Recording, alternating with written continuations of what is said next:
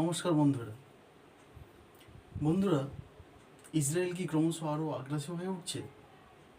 মধ্যপ্রাচ্যের সংঘাতের নেপথ্যের বাস্তবতা কিন্তু সেটাই বলছে। মধ্যপ্রাচ্যের সংঘাত নতুন কিছু নয়, কিন্তু সাম্প্রতিক বছরগুলোতে ইসরায়েলের সামরিক অভিযান গাজা ও লেবানন সীমান্তে যে উত্তেজনা সৃষ্টি করেছে এবং প্রতিবেশী দেশগুলোর সঙ্গে সংঘর্ষ নিয়ে বিশ্বজুড়ে তীব্র বিতর্ক তৈরি হয়েছে। অনেকেই প্রশ্ন করছেন, ইসরায়েল কি সত্যিই আরও আগ্রাসী হয়ে উঠছে? আমেরিকার থেকেও কি অগ্রণী ভূমিকা পালন করছে ধ্বংসাত্মক কার্যকলাপে? সে কিন্তু তার নিরাপত্তা নিশ্চিত করার জন্য কঠোর পদক্ষেপ নিতে বাধ্য হচ্ছে, এটা ইসরায়েলের প্রধানমন্ত্রী নেতানিয়াহু বলছেন। তথ্য ও বিভিন্ন দৃষ্টিভঙ্গির আলোকে আজকে বিষয়টি আমরা বোঝার চেষ্টা করব। কেন উঠছে আগ্রাসনের অভিযোগ? সমালোচকরা বলছেন, ইসরায়েলের যে সামরিক অভিযানগুলো প্রায় ব্যাপক, ধ্বংসযোগ্য ও বেসামরিক মানুষের ক্ষয়ক্ষতির কারণ হচ্ছে। গাজায় বহুবার বড় ধরনের সামরিক অভিযান চালানো হচ্ছে। আন্তর্জাতিক মানবাধিকার সংগঠনগুলো অভিযোগ করছে বারবার যে এসব অভিযানে সাধারণ মানুষের প্রাণহানি বেড়েছে এবং মানবিক সংকট আরও গভীর হয়েছে। লেবানন সীমান্তেও উত্তেজনা বারবার বৃদ্ধি পাচ্ছে। আমেরিকা ও ইসরায়েল ও ইরানের শান্তি চুক্তির পরেও লেবাননবাসীরা কিন্তু দেশ ছেড়ে পালাচ্ছে। ইসরায়েলের অবস্থানটা কি আমেরিকাও কিন্তু জানতে পারছেন না। অন্যদিকে ইসরায়েল সমস্ত অভিযোগ প্রত্যাখ্যান করছে।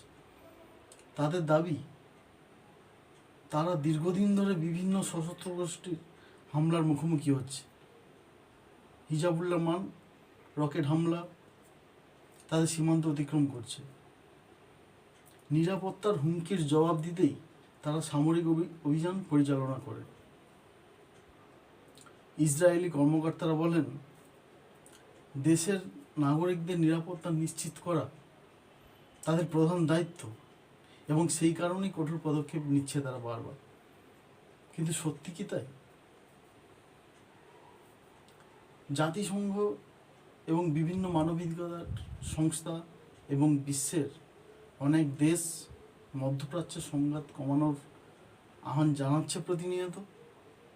কিছু দেশ ইসরায়েলের আত্মরক্ষার অধিকারকে সমর্থন করলেও অন্যরা সামরিক অভিযানের মাত্রা ও মানবিক প্রভাব নিয়ে উদ্বেগ প্রকাশ করেছে। ফলে আন্তর্জাতিক অঙ্গনে বিষয়টি অত্যন্ত বিতর্কিত এবং একটা বিভক্তির সৃষ্টি করছে। সাধারণ মানুষের উপরই সবথেকে এর ক্ষয়ক্ষতির প্রভাবটা বেশি হচ্ছে। যুদ্ধ বা সংঘাতের সবচেয়ে বড় মূল্য দিতে হয় সাধারণ মানুষকে।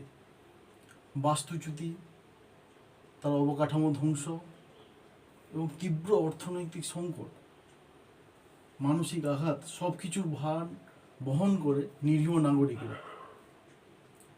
রাজনৈতিক ও সামরিক সিদ্ধান্তের প্রভাব শেষ পর্যন্ত পৌঁছে যায় পরিবার, শিশু এবং সাধারণ মানুষের জীবনে। ইসরায়েলকে কেউ আগ্রাসী রাষ্ট্র হিসাবে দেখেন, আবার কেউ মনে করেন তারা নিরাপত্তা হুমকির বিরুদ্ধে লড়াই করছে। বাস্তবতা হলো, মধ্যপ্রাচ্যের এই সংঘাত অত্যন্ত জটিল। এখানে ইতিহাস, রাজনীতি, নিরাপত্তা, ধর্মীয় সংবেদনশীলতা এবং আন্তর্জাতিক কূটনীতি সব কিছু একসঙ্গে জড়িয়ে আছে। আপনার মতে দীর্ঘমেয়াদে শান্তি প্রতিষ্ঠার জন্য সবচেয়ে কার্যকর পথ কী? কূটনৈতিক আলোচনা, আন্তর্জাতিক চাপ, নাকি অন্য কোনো সমাধান? আপনার মতামত কমেন্টে জানান। নমস্কার বন্ধুরা।